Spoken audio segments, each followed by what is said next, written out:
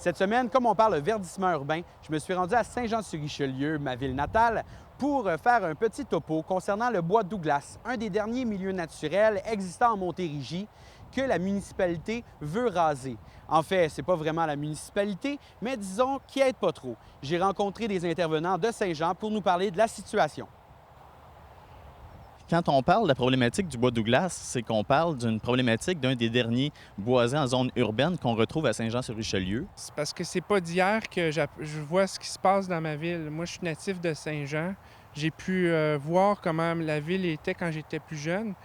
Puis au fil du temps, j'ai vu que le développement se faisait tout azimut, comme on dit. La ville de Saint-Jean-sur-Richelieu a à peine 7 de son territoire boisé, alors que la norme québécoise est de 12 et même la norme recommandée au niveau mondial, c'est 30 Mais si le gouvernement du Québec a décidé d'adopter et de maintenir, de préserver un certain pourcentage de son territoire pour assurer un maintien de notre biodiversité, puis faire en sorte qu'on ait un environnement de qualité au Québec, mais moi je crois que dans la région de la Montérégie et du Haut-Richelieu aussi, on doit emboîter le pas.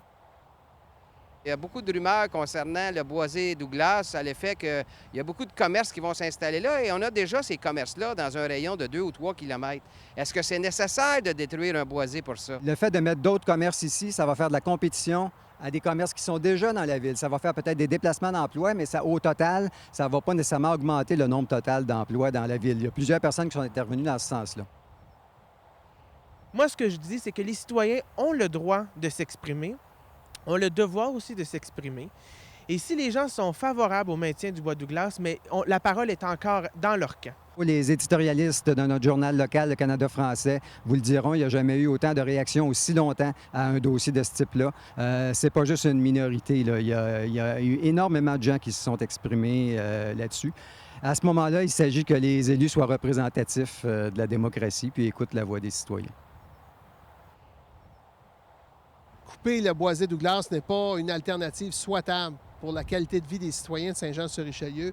Je vous invite à contacter vos élus, soit dans votre quartier, soit au niveau provincial, soit au niveau fédéral. J'en appelle à tous les politiciens actuellement qui peuvent intervenir dans le dossier, à quelque niveau que ce soit. Il faut le faire par devoir. Il faut sauver ce boisé.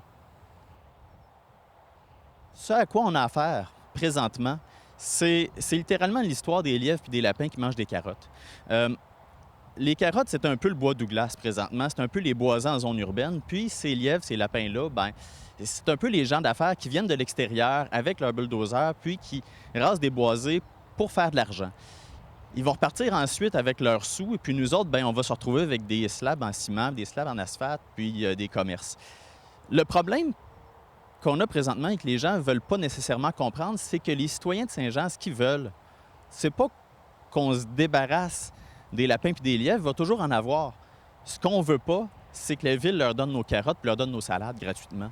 Vous devriez vous faire une épluchette de blé d'Inde toute la gang.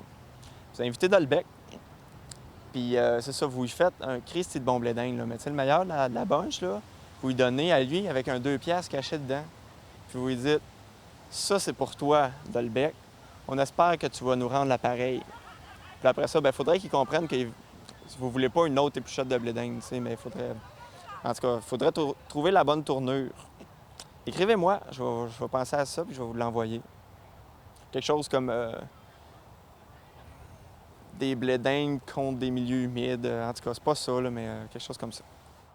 J'ai tenté de rejoindre M. Gilles Delbecq, maire de la ville de Saint-Jean-sur-Richelieu, et Mme Christiane Marcoux, présidente du conseil environnement de la municipalité. Malheureusement, tous les deux étaient dans l'impossibilité de répondre à notre demande d'entrevue. C'était Matt à Saint-Jean-sur-Richelieu pour Écotrip.